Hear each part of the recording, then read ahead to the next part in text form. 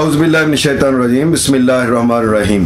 अस्सलामुअलैकुम ख़वातीन व हज़रात, मैं हूं आपका होम्योपैथिक डॉक्टर रिजवान साकिब और आपसे मुखातब हूं शमा होम्यो क्लिनिक लाहौर पाकिस्तान से।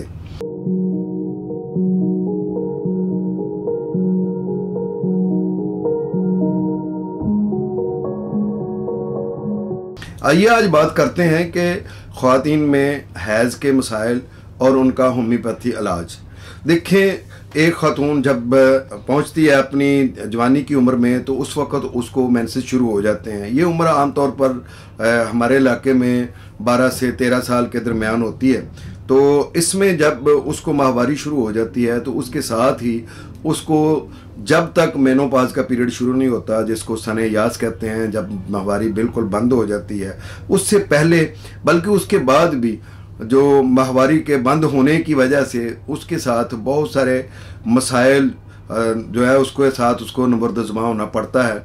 जो बहुत सारी ऐसी कॉम्प्लिकेशंस होती हैं वो बाज़ औक़ात अपने वालिदैन से शेयर भी करती है, वालदा से शेयर करती है, और बाज़ औक़ात जो है वो उसको अपने साथ ही लिए रहती है, और जिसकी वजह से बहुत सारे उसके जिस्मानी मसाइल पैदा होते हैं।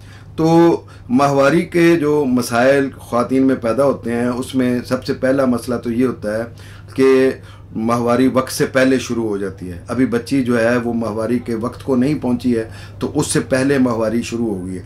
तो उसके लिए होम्योपैथी में बहुत अच्छी मेडिसिन है जिसको हम सबाइना कहते हैं, और हेल्पिंग मेडिसिन के तौर पर या सपोर्टिंग मेडिसिन के तौर पर हम उसको फेरमफास भी दे सकते हैं। और उसकी अलामत के मुताबिक अगर उसको कुछ और अलामतें हैं तो उसके लिए सीपिया भी हो सकती है और फिर कलकेरिया फास भी हो सकती है।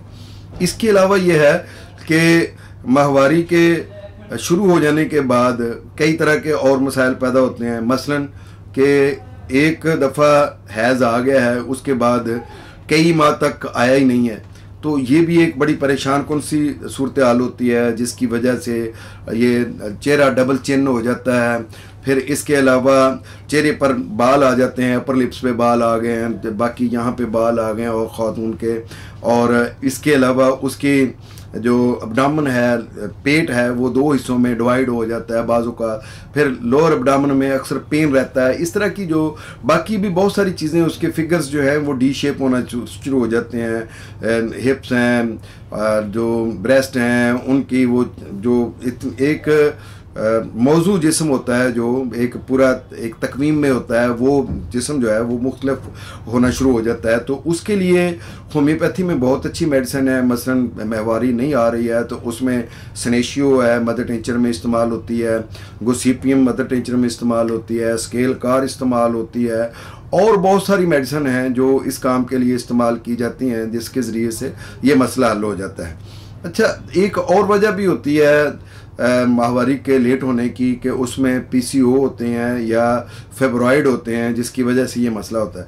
तो वो ज़ाहिर है कि गायनी का अल्ट्रासाउंड करवाने के बाद ही पता चलता है कि इस तरह के अगर कोई मसाइल हैं तो उसके लिए होम्योपैथी की मुख्तलिफ दवाइयाँ होती हैं, जैसे थूजा है, हकला लावा है, सलेशिया है, कलकेरिया कार्ब है, फ्रैक्सिनस अमेरिकाना है, और आरोमेट है, और इस तरह की और भी बहुत सारी मेडिसिन हैं जो इस फेब्रॉइड के लिए या पीसीओडी के लिए इस्तेमाल होती हैं, और उससे ये मौकूफ़ी हैज़ या हैज़ में देर जो है उसको ठीक किया जा सकता है। इसके साथ ही बाज़ दफ़ा ये होता है कि ख़ातून को हैज़ हर 10 दिन के बाद या 15 दिन के बाद शुरू हो जाता है और वो फिर 7-8 दिन जारी रहता है। इस तरीके से उसके वो मामूलात की ज़िंदगी के वो मुतासर हो जाते हैं। तो इसके हवाले से ये देखा जाए तो इसमें भी कई रीज़न्स हो सकती हैं। बाज़ दफ़ा तो अगर खून की कमी की वजह से ये मसला हो रहा है तो उसके लिए हम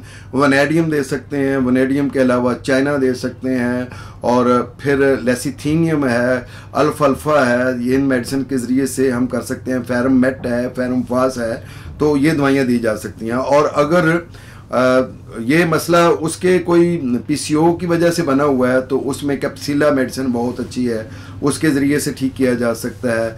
फ्रैक्सिनस अमेरिकाना है, फोरिनम है, फोलिक्यूलिनम है, ये मेडिसिन है जो इसमें मुआवन साबित होती हैं। और भी बहुत सारी मेडिसिन है जो ये काम कर सकती हैं। बाज़ औक़ात ये होता है कि हैज़ का खून तो बंद हो गया लेकिन उसके बाद बहुत ज़्यादा लिकोरिया शुरू हो गया, तो बहुत ज़्यादा पानी आना शुरू हो गया है, तो उसको भी अलामात के मुताबिक मेडिसिन दे के कवर किया जा सकता है। उसके लिए हमारे पास हेलोनियाज है, अल्ट्रास्फेरिनोसा है।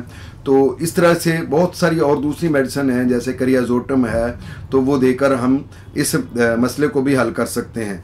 और इसके बाद ये है कि बाज़ औक़ात ये होता है कि ख़ातून को जब डिलीवरी हो गई है तो उसके बाद जब वो बच्चे को दूध पिला रही है तो उस वक्त हैज़ नहीं आता, तो वो परेशान हो जाती है। ये नेचुरल प्रोसेस है कि जो माएँ बच्चों को दूध पिलाती हैं तो अक्सर उनको ये हैज़ नहीं आता है, इसमें परेशान होने की ज़रूरत नहीं है। दूसरा, कुछ ऐसी ख़वातीन ये कहती हैं कि जी कंसीव कर लिया है, तो कंसीव करने के बाद, प्रेग्नेंट होने के बाद हैज़ नहीं आ रहा, तो ये भी इस चीज़ की ख़ास अलामत होती है कि जब आप प्रेग्नेंट हो गई हैं तो उसके बाद हैज़ बंद हो जाता है। इसके अलावा कुछ ख़वातीन ये कहती हैं कि जी मेरी उम्र 50 साल हो गई है और मुझे अब डेट नहीं आ रही है। तो याद रखें कि एक ख़ास उम्र के बाद ख़ातून का हैज़ बंद हो जाता है, जिसको हम मेनोपॉज का पीरियड कहते हैं। उसमें हैज़ तो बंद हो जाता है, लेकिन उसके बाद कुछ कॉम्प्लिकेशंस आती हैं, जैसे हॉट फ्लैशेस होते हैं, वो आते हैं, और चेहरा गर्म हो जाता है, कुछ हार्मोन के डिस्टर्ब होने की वजह से, इम्बैलेंस होने की वजह से, कुछ और भी जो मसाइल बनते हैं, चिड़चिड़ापन आ जाता है, गुस्सा आता है। तो इन चीज़ों का बहरहाल होम्योपैथी के ज़रिए से इलाज किया जाता है। माहवारी की जो इरेगुलरिटी है, ये बाज़ दफ़ा बहुत सारे ख़तरनाक मसाइल भी पैदा करती है। सबसे बड़ा ख़तरनाक मसला तो ये है कि बाज़ औक़ात बेऔलादी का मसला भी बन जाता है। तो इसलिए हैज़ को हर महीने बाकायदगी से आना ख़ातून में बहुत ज़रूरी है। उसकी एक डेट का फिक्स होना और फ़्लो का एक प्रॉपर होना और पूरे डेज़ तक रहना, जितने डेज़ उसका रहता है, 5 दिन रहता है, 7 दिन रहता है या 9 दिन रहता है, जितने दिन उससे होते हैं उतने दिन उसका रेगुलर रहना और उसके अंदर ब्लड का बिल्कुल नॉर्मल आना, यानी पैसिव ब्लड आना, एक्टिव ब्लड यानी रेड ब्लड ना हो, बिल्कुल फ्रेश ब्लड ना हो, ये चीज़ें, और उसका मखसूस किस्म की स्मेल के साथ, मखसूस किस्म का कलर के साथ आना, ये ज़रूरी है। अगर इस तरह से नहीं होता तो ये अबनॉर्मेलिटी है। और हैज़ की हर अबनॉर्मेलिटी का होम्योपैथी के अंदर इलाज मौजूद है। आप अपने होम्योपैथिक मुआलिज से मशवरा करें। इंशाल्लाह अगर किसी भी किस्म की हैज़ की अबनॉर्मेलिटी है तो वो ठीक हो जाएगी, बगैर किसी ऑपरेशन के या बगैर किसी कोई लंबे चौड़े इलाज के। बहुत शुक्रिया। अल्लाह हाफिज़। अस्सलामु अलैकुम।